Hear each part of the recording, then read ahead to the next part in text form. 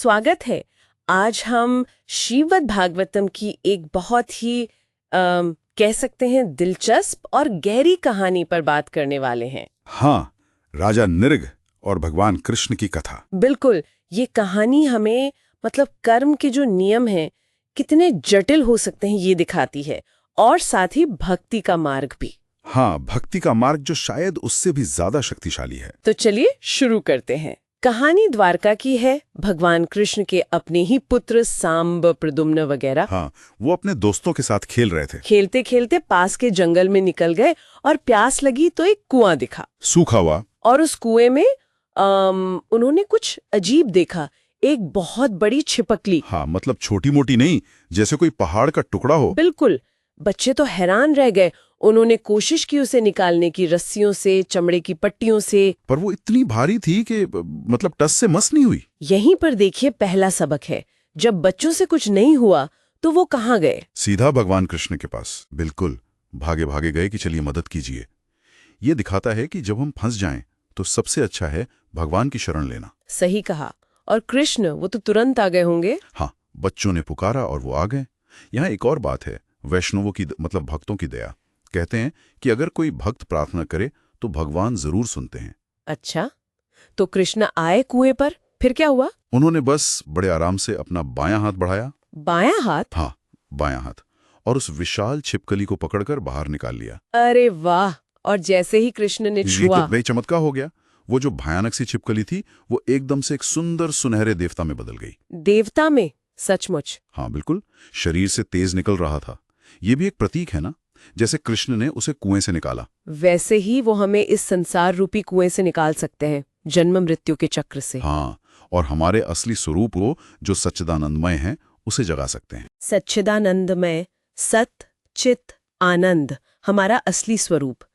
तो ये देवता थे कौन आखिर? उन्होंने बताया वो पिछले जन्म में इक्ष्वाकु वंश के राजा थे, राजा नृग।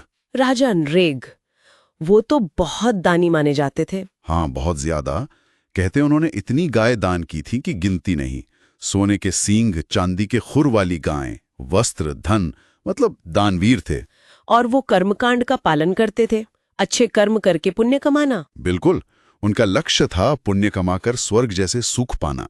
सुनने में तो बड़े पुण्यात्मा लगते हैं। फिर वो छिपकली कैसे बन गए? यहाँ कुछ गड़बड़ हुई होगी। हाँ, यही कर्म की बारीकी सामने आती है।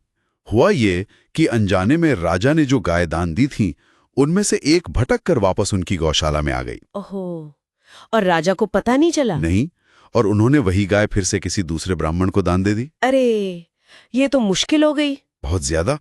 जब पहले ब्राह्मण ने अपनी गाय दूसरे के पास देखी तो झगड़ा हो गया। जाहिर है, वो बोला होगा ये मेरी है। हाँ, पहला बोला ये मुझे राजा ने दी थी, दूसरा बोला नहीं ये तो अभी मुझे मिली है। दोनों पहुंच गए राजा के पास। और पहले वाले ने क्या कहा? उसने राजा पर चोरी का इल्जाम लगा दिया।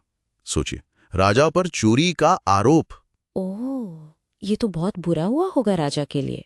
उन्होंने कुछ किया नहीं इसे ठीक करने के लिए? कोशिश तो बहुत की।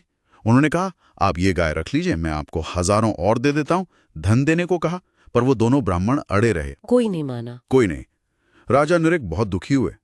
सोचने लगे कि इतने सालों तक धर्म का पालन किया, दान पुण्य किया, और एक अनजाने में हुई गलती। हाँ, एक छोटी सी भूल कितना बड़ा असर डाल सकती है। कर्म का रास्ता कितना अनिश्चित है। बिल्कुल, यही कर्मकांड मार्ग की एक तरह से मुश्किल है। तो जब उनकी मृत्यु हुई, यमराज ने उनसे पूछा। यमराज ने क्या पूछा? कि आप पहले अपने पुण्य का फल भोगेंगे या इस एक पाप का दंड? अच्छा, विकल्प दिया। हाँ, राजा ने सोचा पुण्य तो बहुत हैं, वो तो भोगता रहूंगा, पहले इस पाप से निपट लूं। तो उन्होंने पहले दंड चुना। और दंड क्या था? यमराज ने कहा ठीक है, छिपकली बन जाओ, और वो उसी कुएं में गिर गए। बाप रे! लेकिन फिर सवाल वही आता है, इतने साल बाद कृष्ण ने ही क्यों बचाया? कर्म का फल तो भोग ही रहे थे वो। ये सिर्फ कर्म का फल नहीं था, यही भक्ति की बात आती है।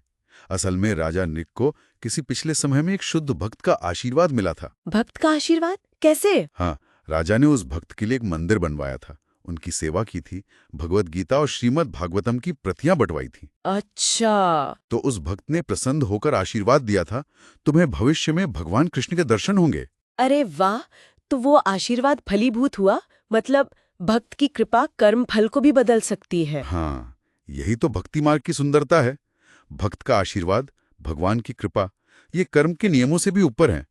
कृष्ण ने जैसे ही उन्हें छुआ, उनके सारे पाप खत्म हो गए, वो शुद्ध हो गए। अद्भुत। फिर कृष्ण ने उनसे वरदान मांगने को कहा होगा। हाँ, कहा। अब सोचिए, वो क्या मांग सकते थे? स्वर्ग, मुक्ति, अपना राजपाट वापस। हाँ, कुछ भी मांग सकते थे। उन्होंने क्या मांगा? उन्होंने बस एक चीज मांगी। कहा, हे प्रभु, मैं कहीं भी रहूं, किसी भी जन्म में जाऊं, बस मेरी याददाश्त, मेरी चेतना हमेशा आप में लगी रहे, मैं आपको कभी भूलूं नहीं। क्या कमाल की प्रार्थना है। स्वर्ग नहीं, मुक्ति नहीं, बस भगवान की याद बनी रहे। और यही असल में सारे शास्त्रों का सार है। जीवन का परम लक्ष्य हमेशा भगवान को याद रखना।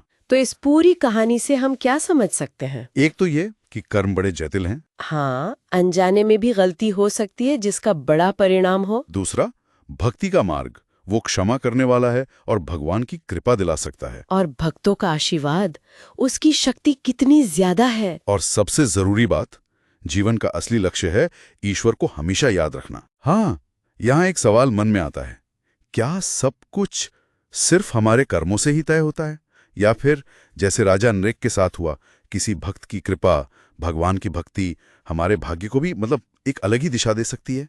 ये वाकई एक गहरा सवाल है, सोचने लायक।